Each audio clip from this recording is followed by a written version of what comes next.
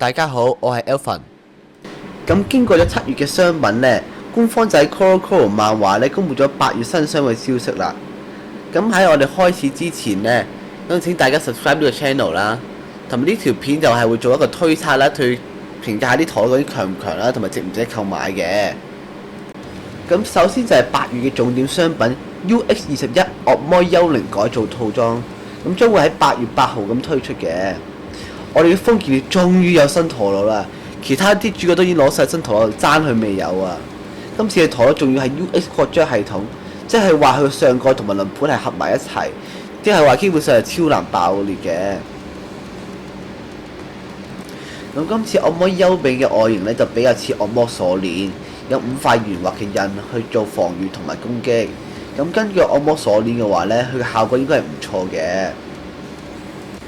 咁今次呢隻陀螺嘅特點呢，就係佢可以喺比賽之前呢手動呢切換普通模式同埋低模式。咁普通模式嘅時候呢，鐵嘅位置就會比較高啦，可以下壓對手同埋用圓滑嘅人去化解攻擊啦。咁低模式嘅鐵就會比較低啦。根據官方咁話呢，就有鯊魚咁低嘅。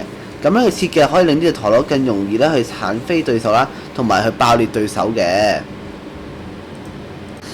另外，今次惡魔幽靈就配咗 Z 軸啦，特點係前期有強大嘅攻擊力，後期就可以利用軸心中間嘅圓點咧，去有翻啲持久力。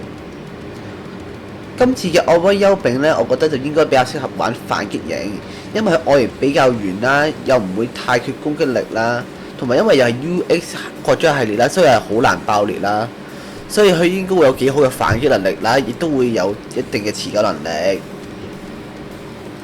跟住就係終於從尾班下放嘅懸浮飛龍。懸浮飛龍本身係一隻超強嘅陀螺，又可以攻擊又可以持久。不過今次佢配嘅係880，雖然係新零件啦，但實在太高，超容易俾人爆裂。軸心就係 B 軸啦，就一般般嘅。跟住最尾就係咧噴咗紫色金屬漆嘅雙灰銀狼。銀狼本身都係隻 T1 嘅陀螺啦，佢係970咧揀隻原款 T1 啦。唔單止咧難爆啦，同埋令到銀狼更加高啦，可以咧發揮佢自由轉動嘅圓環去抵禦攻擊，同埋配咗超強軸心嘅 R 軸啦，因為 R 軸嘅齒能係減少咗啦，所以咧可以令到佢上攻擊軌道嘅次數就多咗啦，係一個比賽一流嘅零件。咁今次惡魔幽靈咧改造套裝真係超值得買啊，因為所有零件都超有用啦。咁正常價咧就會大概係280港幣到啦，但如果你係買炒價，應該會去到1750港幣啦，或者去到2000都有機會㗎。跟住就係蒼龍神劍 V2 啦，咁今次嘅蒼龍神劍 V2 咧就係 B4 商店限定嘅，基本上同原本嘅蒼龍神劍係冇分別嘅，但係上個咧就從你原本嘅34G 咧變咗 37G。咁呢一隻咧，我建議咧，如果你係新手啊，或者缺零件先買，因為佢定位同鳳凰係基本上一模一樣啦。但係基本上咧，佢係輕過鳳凰啦，同埋咧360同埋 F 底咧，其實真係冇乜用嘅。所以咧呢一隻咧，我建議咧你係新手或者缺零件先買啦。跟住就係藍色版嘅榮耀女武神啦。咁經過我測試咧，榮耀女武神咧就係前期嘅攻擊力超強啦。後期持久力同攻擊力都係好唔夠嘅，咁咧呢一隻除非你真係好中意榮耀女武神啦，咁先至買啦。如果唔係嘅話咧，我唔建議買啦，因為呢隻都係俾人炒嘅啫，應該都係，原來炒到鬼咁貴，應該會去到700港幣到嘅。跟住就係 CX00 超人力霸王迪卡狂怒 FT360T， 呢個係鹹蛋超人60週年嘅限定商品。